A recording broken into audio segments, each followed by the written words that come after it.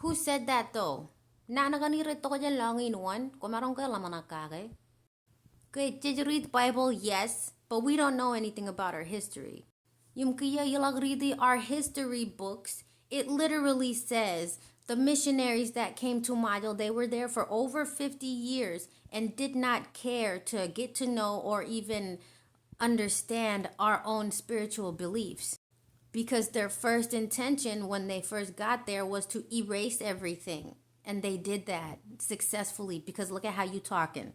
The way Ole Brumadel talk about their own original roots, that's how you know the colonization very much succeeded in here. Because right here is where they created the self-hate. So when you talk down on your own ancestors, that's you hate what you come from. It's self-hate because you hate what you are now in this day and age, right now. It's self-hate.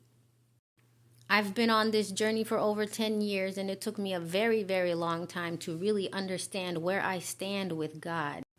Because I've always wanted to turn to God for help, but the way that we were taught how to do it, it didn't do anything but keep me down in depression and anxiety. At the religious mental conditioning.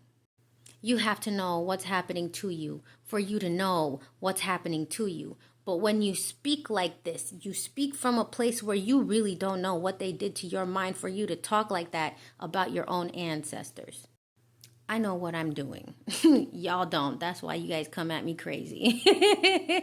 You guys fear the unknown, okay? I'm not fearful of the unknown. That's why I do what I do. The end.